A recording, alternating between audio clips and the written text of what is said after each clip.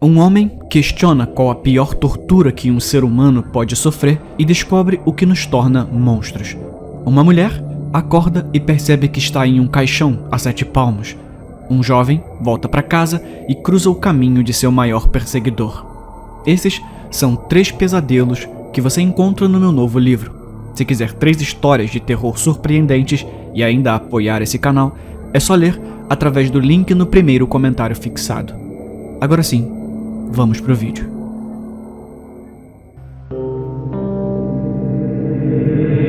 Herança.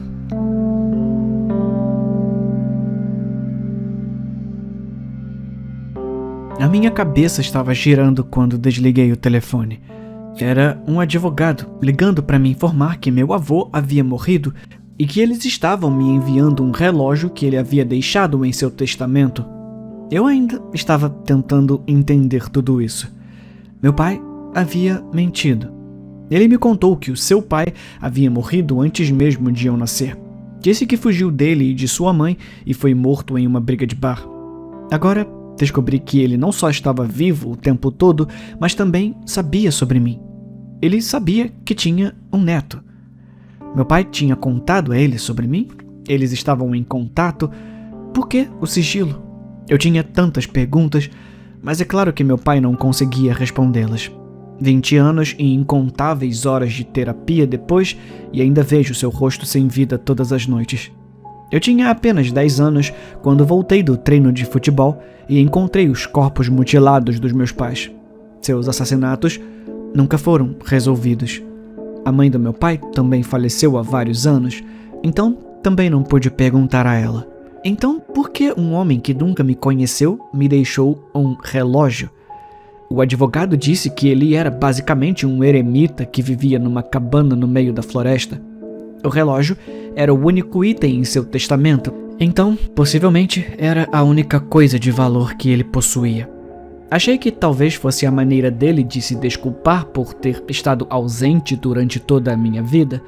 De qualquer forma, vários dias depois, chegou à minha porta um pacote contendo um relógio de ouro.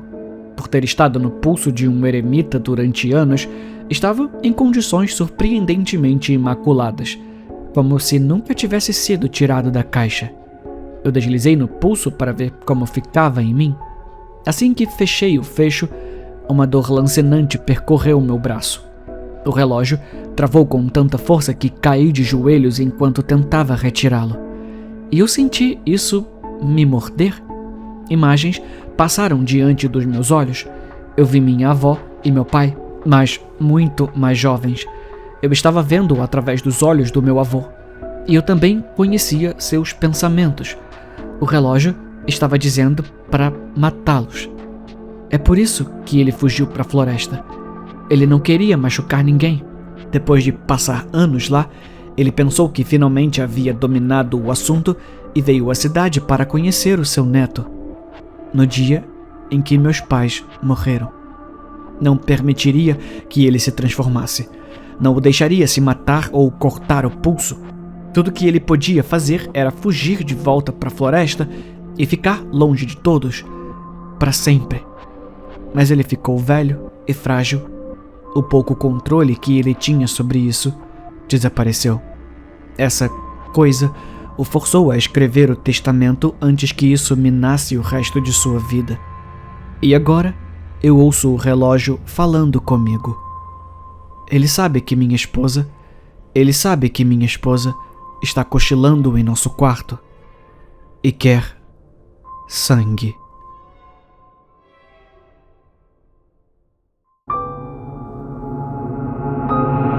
Apeirofobia.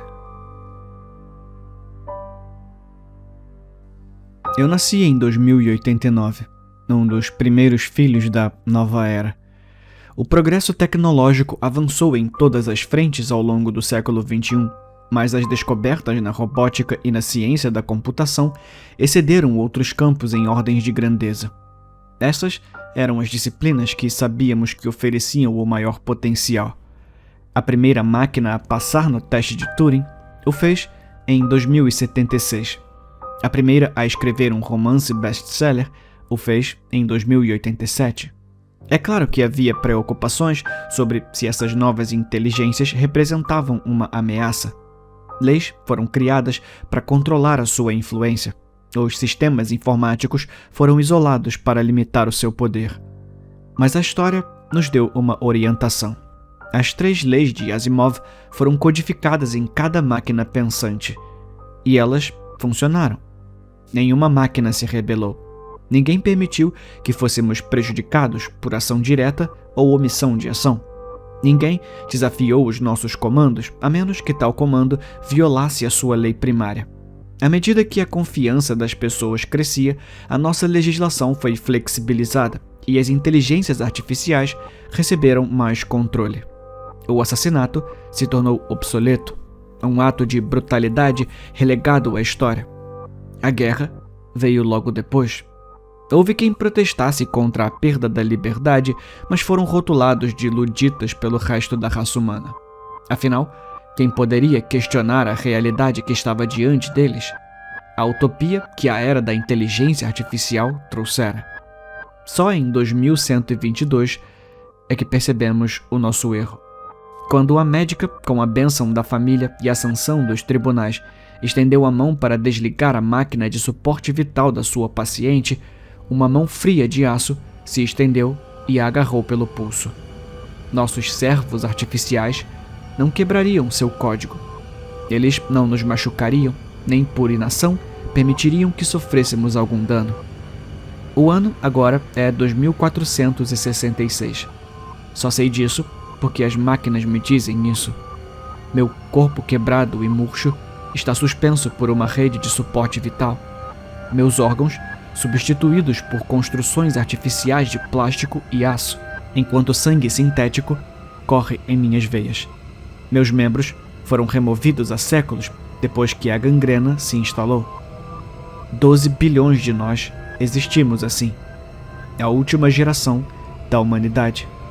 Quando percebemos o inferno que as nossas criações involuntárias seriam forçadas a nos impor ao seguir as leis que lhes demos, a taxa de natalidade caiu para 0. Eu fui um dos sortudos. Não tive filhos antes da revelação chegar. Agora, as enfermeiras com voz terna e rosto inexpressivo ministram para mim, apressando-se para atender aos meus gritos por mais analgésicos para manter a agonia do meu corpo e mente sob controle. Mesmo sem a minha língua, mastigada pelos meus próprios dentes enegrecidos há muito tempo, eles ainda conseguem me entender. Todos os meus pedidos são atendidos, todos os meus caprichos, exceto aquele que mais desejo, o desejo desesperado e sem esperança pelo fim.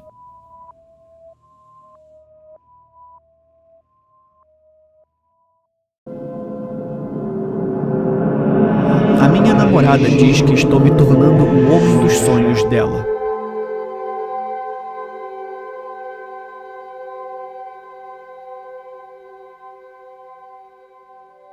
O dia em que comprei o DreamSync foi a primeira vez que Val me tocou em semanas, jogando os braços em volta do meu pescoço quando viu a embalagem elegante.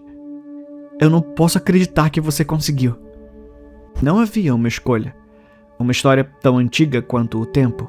Um ótimo relacionamento arruinado quando nossos novos empregos nos colocaram em turnos opostos. Nós só passamos tempo juntos quando estamos dormindo. Ela brincou uma noite, olhando para o teto no escuro. Claro, o telefone dela estava na mesa de cabeceira naquele momento. Você sabe como é. Deixa os anúncios rodando. O DreamSync oferecia uma premissa simples. Você coloca uma das coleiras correspondentes, adormece e compartilha um sonho onde vocês interagem e passam tempo juntos. Eu estava cético, não apenas de que funcionaria, mas também de que o tiro sairia pela culatra. Eu não sou infiel nem nada, mas todo mundo tem pensamentos que prefere manter em sigilo. Na primeira noite em que os usamos, fiquei petrificado e tentei não demonstrar. Repassamos as instruções de pijama, colocamos as coleiras e fomos para a cama. Funcionou perfeitamente. Abri os olhos para uma praia rosa sem fim, areia quente entre os dedos dos pés, água azul cristalina batendo na praia. Val estava ao meu lado, segurando minha mão enquanto caminhávamos pelas ondas. Quanto mais eu olhava, mais percebia que não era ela. Não exatamente. Ela parecia mais próxima da mulher que era há 5 anos, quando a vi pela primeira vez, na época em que ela ainda pintava as unhas e passava horas se preparando quando a gente ia se encontrar. Quando ela ainda se esforçava. Eu também era diferente, tonificado, como era na época de atleta universitário. E eu estava mais alto. Talvez, não sei, talvez o sonho nos deu o nosso eu ideal, teorizou Val quando mencionei o assunto, melhorando uma coisa aqui e outra ali. As mudanças não foram todas cosméticas. As mudanças não foram apenas estéticas. Em outro sonho, eu a levei a um lugar tailandês que ela queria experimentar. Eu sempre odiei essas coisas. Provavelmente foi por isso que ela ficou tão surpresa quando eu trouxe para casa comida do mesmo restaurante no mundo real no dia seguinte. Sei lá, me deu uma vontade de comer hoje, eu disse a ela. Naquela noite, ficamos acordados, assistindo a um filme e ela se aninhou ao meu lado no sofá. O apartamento parecia estranhamente silencioso. Val sempre falava durante os filmes. Pelo menos, ela fazia isso até o nosso sonho de ver um show da Broadway. Ela se sentou na beirada da cadeira, concentrada na apresentação, sem brincadeiras ou interrupções. Quando perdi o interesse em meu hobby favorito, um que Val sempre odiou, percebi o que as coleiras realmente faziam. O DreamSync não melhora uma coisa aqui ou ali, mas nos permitia reimaginar uns aos outros. Um sonho de cada vez. Exigi que parássemos de usá-lo, mas Val não quer. Aparentemente, ela percebeu mais rápido do que eu. Ela sorriu quando me disse: "Faltam apenas algumas noites para você ser o homem com quem eu sempre sonhei."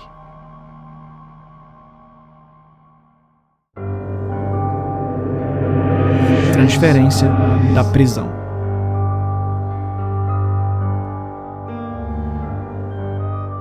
Tá bom, sai. O guarda fez sinal para James sair da van. Onde estamos? Ele perguntou. Tudo o que ele pôde ver foi que já era tarde demais e eles estavam encostados em uma doca de carga. Eu pensei que eu estava sendo transferido para outra instalação. E você está sendo transferido, respondeu o guarda. Esse é o Instituto Oceanográfico. Ele apontou para o prédio que surgia atrás dele. É onde você vai cumprir o resto da sua pena. Isso não parece uma prisão, observou James. Não é uma prisão, disse o guarda. É um centro de pesquisa. Você ficará aqui como parte do Programa de Liberação de Trabalho do Estado. Fazendo o quê? Sei lá, imagino que ajudando os cientistas nas pesquisas. Agora vamos, anda logo. James saiu da van e seguiu o guarda até uma porta. O guarda bateu e um homem de jaleco branco atendeu. Transferência de prisioneiro. O guarda acenou para James. Entra, o homem disse, saindo do caminho para que ele pudesse entrar. Você precisa que eu fique por aqui? O guarda perguntou. Não, isso não é necessário, disse o homem. Eu posso levá-lo daqui. James seguiu o homem por uma série de corredores até parar em frente a uma porta com uma placa dourada. Escritório de Estudos de Cefalópodes. Estava escrito em negrito na placa. É aqui que eu deixo você, disse o homem. Tá, e o que eu deveria fazer? James perguntou. Entra e ajuda nos estudos dos cefalópodes, instruiu o homem. O que é um cefalópode? James nunca tinha ouvido o termo antes. É o nome científico dado a criaturas como lulas e polvos. Você está dizendo que eu posso ajudá-lo a estudar lulas e polvos? James sorriu. Ele sempre amou animais e uma vez até quis ser veterinário. Talvez essa fosse a sua chance de mudar de vida. O homem abriu a porta e empurrou James para dentro, fazendo-o cair no chão. Não, você não vai estudá-los, disse o homem. Eles vão estudar você. Quando ele terminou de falar, bateu a porta. E quando James se levantou e olhou em volta, viu numerosos cadáveres em macas, todos em vários estados de dissecação. Eles finalmente nos trouxeram um ainda vivo. O orador parecia pigarrear e tinha um sotaque estranho. James se virou e viu o maior polvo que já tinha visto, batendo os tentáculos no chão ao se aproximar dele. A criatura estava curiosa.